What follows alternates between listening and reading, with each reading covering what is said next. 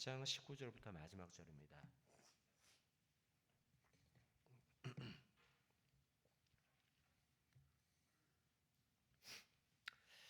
사무엘하 18장 19절부터 마지막 절까지 말씀입니다. 저하고 한 절씩 교독하도록 하겠습니다. 사독의 아들 아히마아스가 이르되 청하건대 내가 빨리 왕에게 가서 여호와께서 왕의 원수 갚아 주신 소식을 전하게 하소서.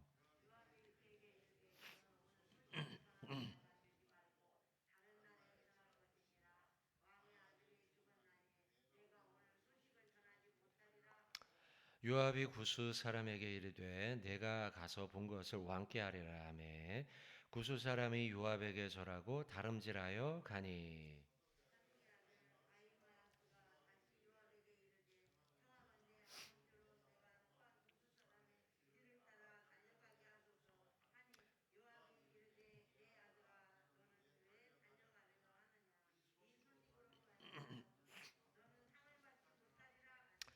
그가 한사코 달려가겠노라 하는지라 요압이 이르되 그리하라 하니 아히마아스가 들길로 다름질하여 구스 사람보다 앞질러 가니라.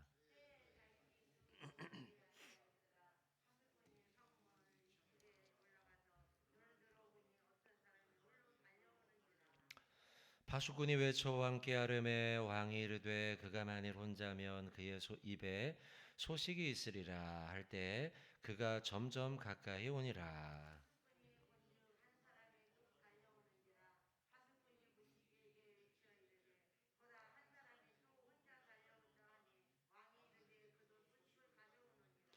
파수꾼이 이르되 내가 보기에는 앞선 사람의 다름질이 사독의 아들 아히마스의 다름질과 같으니이다 하니 왕이 이르되 그는 좋은 사람이니 좋은 소식을 가져오느니라 하니라.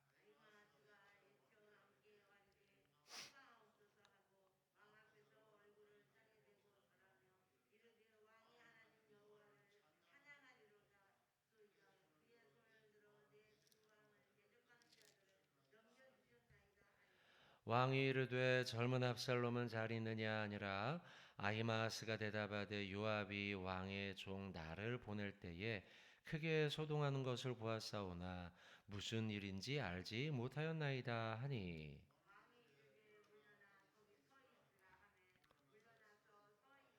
구스 사람이 이르러 말하되 내 주 왕께 아랠 소식이 있나이다 여호와께서 오늘 왕을 대적하던 모든 원수를 갚으셨나이다 하니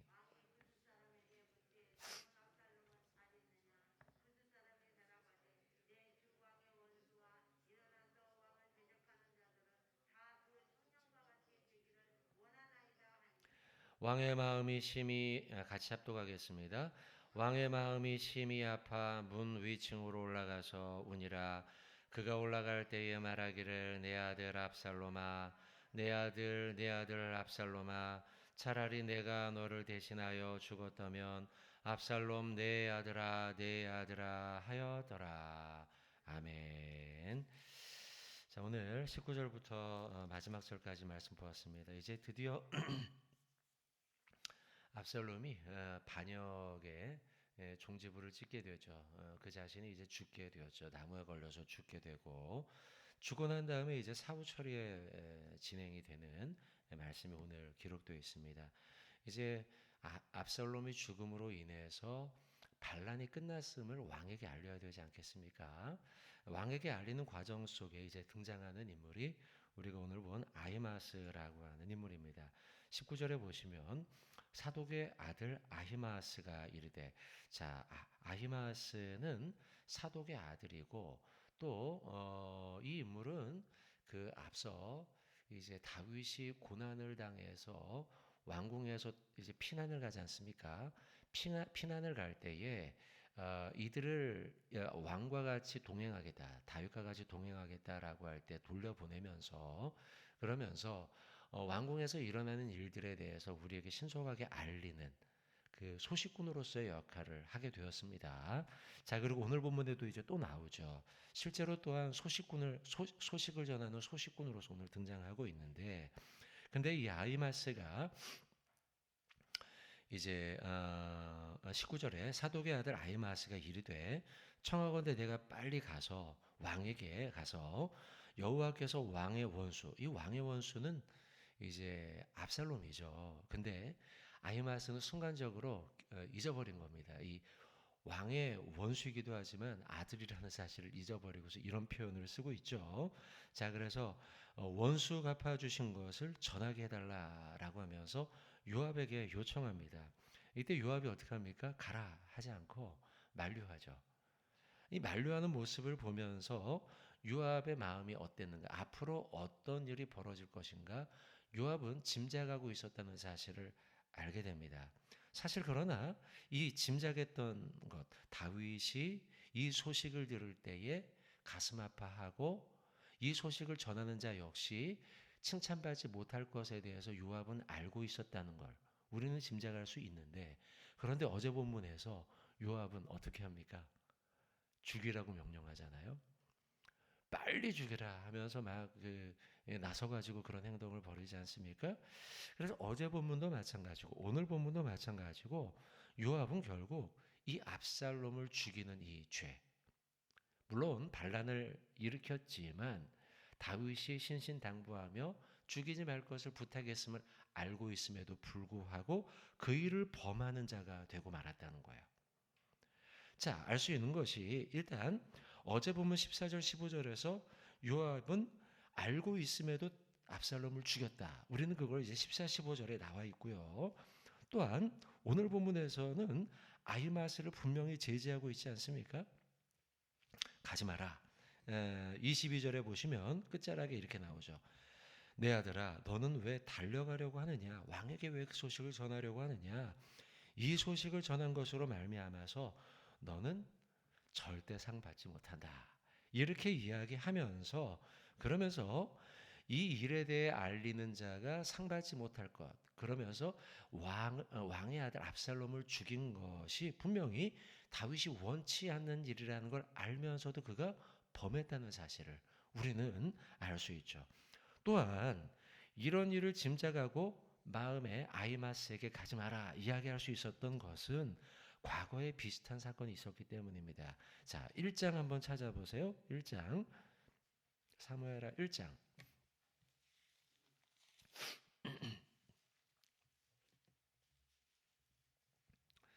사무엘하 1장 14절 15절입니다. 1장 14절 15절 두 구절 같이 한번 읽어보겠습니다. 다윗이 그에게 이르되 내가 어찌하여 손을 들어 여호와의 기름 부음 받은 자 죽이기를 두려워하지 아니하였느냐 하고 다윗이 청년 중 한 사람을 불러 이르되 가까이 가서 그를 죽이라 하매 그가 침에 곧 죽으니라. 아멘. 기름 부은 자 여기 본문에서는 누굴까요? 사울왕이죠. 사울왕은 다윗의 원수였어요. 실제로 진짜 원수 같은 자이죠. 다윗을 그만큼 괴롭혔고 가족도 아니었죠. 그럼에도 불구하고 사울을 죽인 청년, 외국인 청년이 와서 죽였다라고 보고했을 때 다윗이 내린 처분이 뭡니까? 그를 죽이라는 거였죠. 이 모든 사실을 누가 봤을까요? 군대 장관인 요압이 곁에서 보고 있었죠. 그러니까 요압은요, 방금 우리가 읽은 사울왕 사건 처리, 후처리 문제를 직접 보았고, 또한 다윗이 압살롬을 죽이지 말라라고 하는 걸 이미 알고 있었고, 그럼에도 죽였고, 또 아히마스에 대해서 이렇게 가지 말아라, 보고하지 말아라. 너가 보고하면 절대 너는 칭찬이나 상을 받지 못할 것이다라고 하는 걸 말하는 걸 종합해 보건데, 요압은요 알고도 죄를 범했다는 사실이에요. 알고도 죄를 범했다. 여러분, 사람은 사실 연약하기 때문에 나도 모르게 죄를 짓지 않습니까? 어제도 가만히 돌아보면 거짓말도 했을지 모르고요. 마음에 악한 생각을 품었을지도 모르고요. 죄의 유혹을 받기도 했을. 우리는 연약하기 때문에 넘어질 수 있어요. 부지불식간에 죄를 짓기도 하고요. 나도 모르게 분이 나서 화가 나서 하나님이 명하지 않은 일을 할 수도 있죠.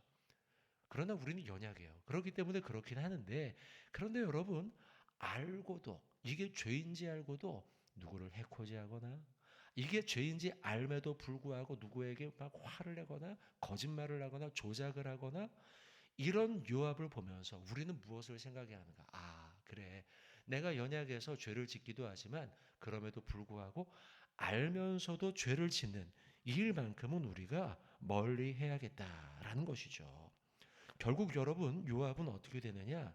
훗날 열왕기상 2장에 보면 솔로몬에 의해서 죽게 돼요. 그 역시 나중에 죽기 직전에 무서워가지고 여호와의 제단뿔을 잡거든요. 제단뿔을 잡고서 막 도망치지만 결국은 그가 마지막 말로가 심판을 받게 되더라는 거죠. 여러분 그래서 우리는 항상 죄를 멀리하지만 특별히 알고도 범하는 죄, 내가 의도한 죄. 자 여러분 오늘 혹시 그런 상황에 맞닥뜨려요. 여러분이 이거 하면 죄인데 라고 느끼는 순간요. 오늘 이 말씀을 떠올리시오. 아이고 내가 요압처럼 돼서는 안 되겠구나 라고 생각하라는 것이죠. 그리고 그 순간 하나님 앞에 기도하고 하나님 내가 이 죄로부터 멀어지도록 나를 인도하여 주시옵소서. 우리가 기도하고 죄를 멀리하는 하루가 되어 줄로 믿습니다. 성경 한 구절 찾고 다음 말씀을 좀 넘어갈게요. 요한복음입니다. 요한복음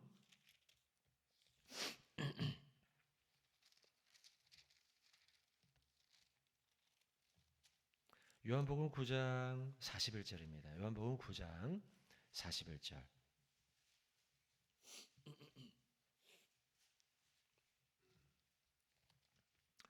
요한복음 9장 41절. 자, 찾으셨죠? 한 절 읽겠습니다. 예수께서 이르시되 너희가 맹인이 되었더라면 죄가 없으려니와 본다고 하니 너희 죄가 그대로 있느니라. 아멘. 방금 제가 전한 알고도 범하는 죄는 우리가 적어도 짓지 말자라는 말씀을 드린 결론이에요. 어, 우리가 맹인이 되었다면 진짜 안 보였다면 물론 뭐 나도 어쩔 수 없이 보지 못하는 거니까요. 그러나 본다고 하면서도 그렇게 한다면 우리는 그게 죄라는 것이죠. 여러분 그러니 오늘 하루 우리가 이 말씀이 이제 이 바리새인들을 향한 메시지예요. 바리새인들이 이런 메시지를 주신 이유는 결국은 그들은 알면서도 죄를 지었고 오히려 맹인된 자로서 다른 이들을 더 잘못된 길로 인도했던 자들이라는 거잖아요. 그죠? 그와 같이 우리가 적어도 이것이 죄구나라고 할 때는 알고 있을 때는 그 죄를 멀리하는 그런 하나님이 기뻐하는 복된 하루가 되겠다. 자, 그다음 두 번째 말씀은요. 오늘 본문에서 그럼에도 불구하고 아히마스는 달려갑니다. 아마도 상 받으리라 생각했던 것 같아요.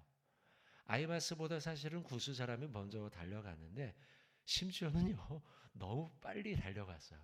그래서 구스 사람보다 앞질러서 다윗에게 도착을 합니다.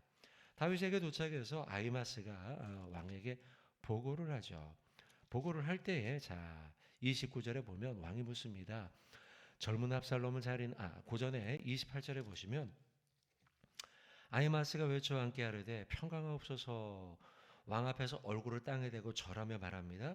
왕의 하나님 여호와를 찬양하리로소이다. 그의 손을 들어 내 주 왕을 대적하는 자들을 넘겨주셨나이다. 이렇게 이제 보고를 합니다. 이제 반란이 끝났다는 거죠. 왕이 묻습니다. 젊은 압살롬을 잘 있느냐? 이렇게 묻습니다. 아히마스가 여기서 말문이 막혀버립니다. 사실 거짓말을 했죠. 왜냐하면 그 뒤에 나오는 말을 보면 요압이 왕의 종 나를 보낼 때 크게 소동하는 것을 보았지만 무슨 일인지 알지 못했습니다. 실제 여러분 아히마스가 몰랐습니까? 압살롬 죽은 걸요? 알고 있어요. 이미 알고 있단 말이에요. 이미 요압과의 대화 속에서도 다 알았잖아요. 그죠? 그리고 모든 과정을 다 봤을 것이고요. 그럼에도 불구하고 지금 뭐 하고 있는 거예요? 진실을 말합니까? 거짓을 말하죠. 왜 거짓을 보고를 했을까요? 왕의 질문이 젊은 압살롬은 잘 있느냐? 이 말은 살아있지 이 물음이었어요. 죽었지가 아니고 살아있지라고 물은 거예요. 남들 그 반란을 일으켰던 다른 사람들은 다 죽었지만 내 아들은 살아있지라고 물어보는 그 질문의 뉘앙스에 아히마스는 말문이 막혀버린 거죠.